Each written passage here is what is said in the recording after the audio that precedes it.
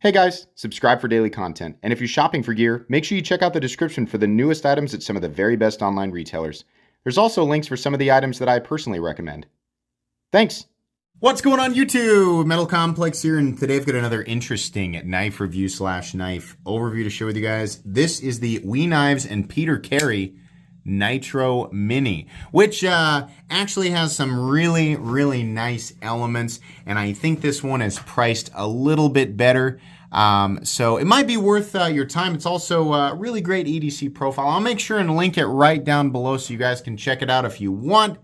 As per usual, it does help my link. It does help my channel if you use my links, but that's entirely up to you.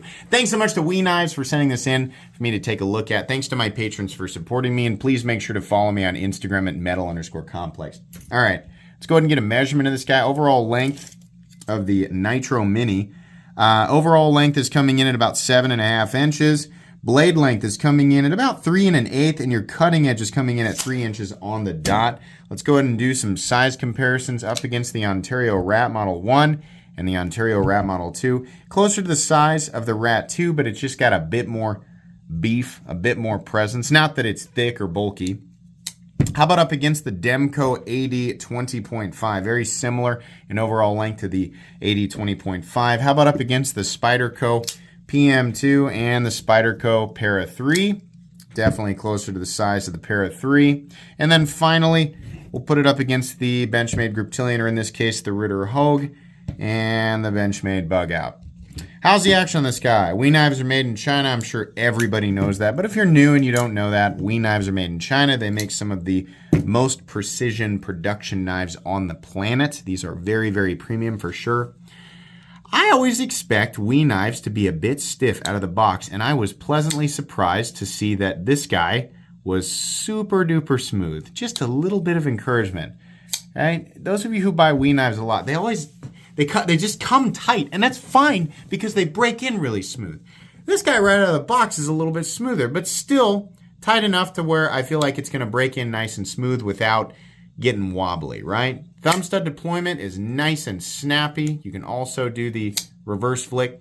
The detent is not super strong. It's tuned properly. I mean, pretty good for the flipper if you're going to push button it or light switch it, but I think, you know, they had to keep it from being super heavy so that people could reliably deploy it with the thumb studs, and it accomplishes this in a satisfying way. So the action is very nice. It's also very easy to disengage thanks to some nice cutouts right here that have been knocked down. So I think is it also cut slightly? Yeah, it is. The lock is cut slightly higher than the show side faux bolster. So that's great. I really like that. Length and height up against the PM2 and the Para 3. Actually, thickness up against the Para 3 is about the same. Slightly contoured scales and titanium here, so that's really nice.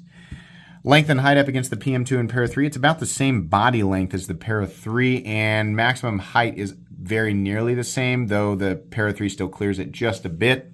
It's obviously a lot smaller than the PM2. In the pocket, this is really going to be pretty nice. I think a lot of people will really enjoy this. Let's go ahead and do a hardware check. I'll get out my tools as per usual. My tools are very inexpensive and very recommendable. You can find them right down in the section of my description that talks about the tools I use on this channel. I think that's a T8, sorry. T8, let's check that pivot. Yep, T8, and then we have T8 for the scale screws, the pocket clip screws, for the lock bar insert screw, which you shouldn't be messing with, and maybe even perhaps the screws that inevitably go into the backspacer. There's a good chance those are T6. It has more than I generally prefer, or that I generally say is minimal hardware. But this is pretty typical sandwich construction. As long as you have the proper tools and a place to put your hardware, you should be good to go. No issues there. Let's weigh it. What are we looking at for materials? Well, no surprise, we are looking at, well, may not say on the blade, but for the blade steel, we are looking at CPM 20CV. And it's important to note that even though this is a Chinese knife, that is American steel. There is no Chinese 20 CV. Chinese 20 CV would be nothing. It would be, it would be fake, right? WE Knives uses CPM steels. So when it says 20 CV on a WE knife, that blade material comes from Crucible, which means the blade was made in the United States. The rest of the knife and the heat treat and the grinding and all that may have been done in China, but the blade, the material in any case, is made in the United States. Then for this particular one, we have titanium bolster. Well, it's not, it's faux bolster, right? It's a bolster lock or subframe lock. People call that different things, right? The frame and lock are titanium, and then these scales in this case are really nice, like a fat marble carbon fiber. The basic version of this knife, which is the one I'm going to most heavily recommend, comes with everything exactly the same except these scales are micarta. And the knife costs about $35 less. I like carbon fiber, right? But if you can save $35, go with the micarta. It looks about the same and it's going to function essentially exactly the same way and might even be a little bit grippier, right? Maybe not, I don't know. But yeah. And then there's a couple other versions of it. There's some spicy ones with some wild and crazy stuff, right? It's WE Knives, so they have a few different flavors. You can check them all out with that link down below. It'll take you to all of them. But it's not super duper thick. I'm going to guess that this comes in at about 3.75 ounces. I always like to guess, right? At 3.5 ounces, right? Pretty close to a 1-to-1 ratio or an ounce of weight to an inch of blade. Not quite perfect, but pretty close. Balance comes in right there in the middle of that, what I call the primary choil, where your index finger goes. So that's great. This knife really does not feel super duper heavy. It's just about perfect. Really happy with that. Blade stock thickness, we'll measure that real quick. The blade stock, I'm going to guess this is about 125 thousandths, maybe less. It says 122 thousandths. Okay. So nice. All right, meat and potatoes time. Pretty straightforward knife. Peter Carey, definitely a prominent figure in the knife community. I remember his the Cayman, I think, was the first Peter Carey knife that I handle. Now, I don't have a ton of experience with him, but the name obviously, definitely sounded familiar to me. And from what I remember, this is, right there in his, this has kind of got his aesthetic, right?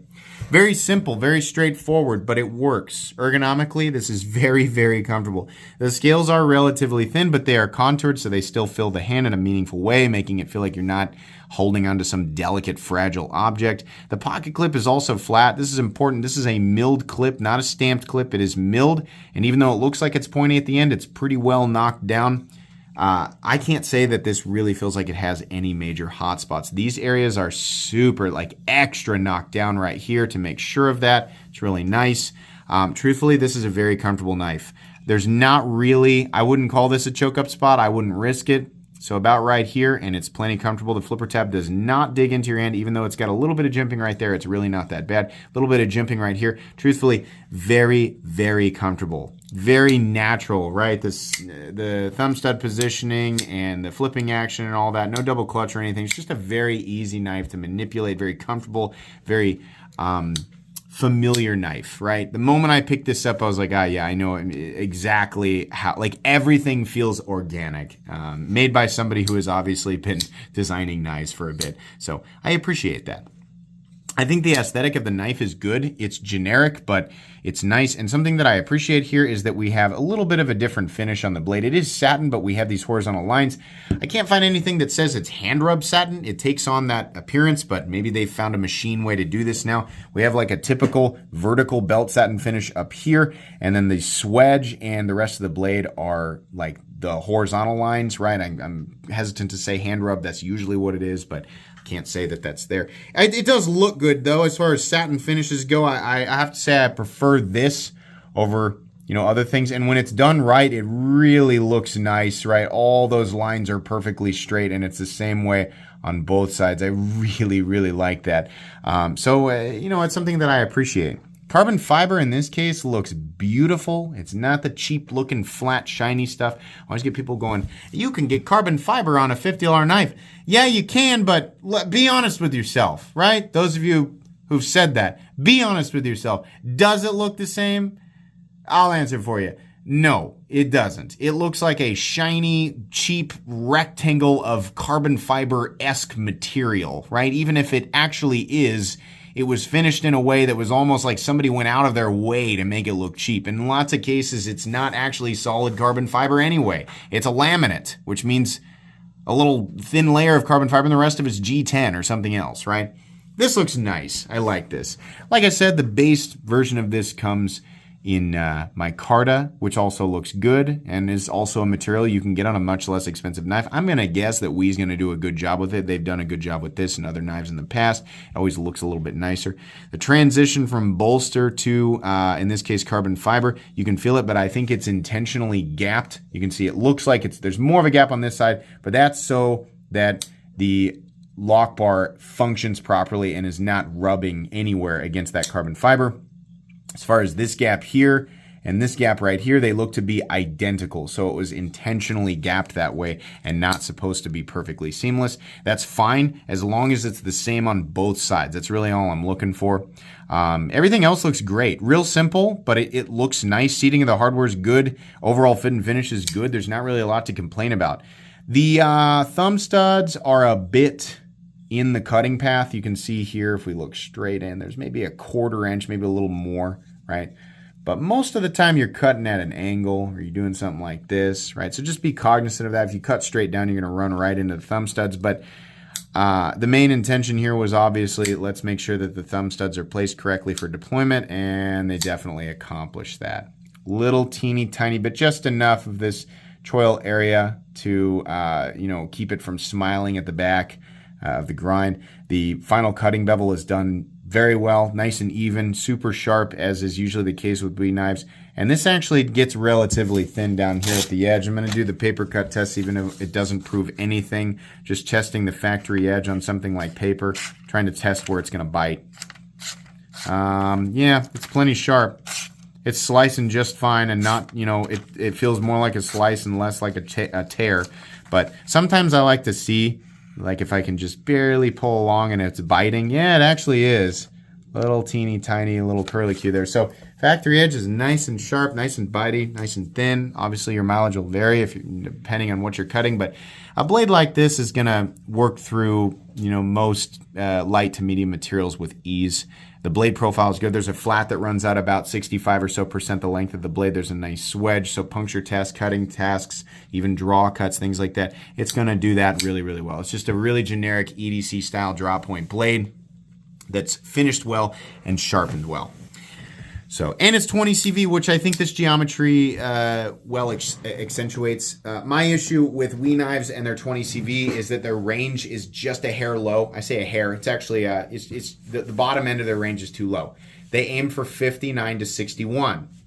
M390, commercial M390 on a production knife like this, a high-end production knife, the range should be 60 to 62. I'm going to keep saying that over and over and over again, and I feel like most people in the community will agree with me. That is going to be a much more acceptable range. 59 M390, you might as well be using a different composition. You're not really accomplishing what M390 is meant to do, right? Even though they say, well, it's less chippy, right? Yeah, but the total balance of things, right? The other elements of M390 and what it was designed to do, which is be very, very stain resistant and have really great edge retention, you're throwing that balance off for a very small benefit, right? I don't think many people are going to take a knife like this out and bang it against a cinder block. I mean, if they do, that's their own fault. That's just a dumb thing to do with a knife, right? Use a different knife, use a different tool, right? Well, I mean, use a sledgehammer, whatever you're doing, right?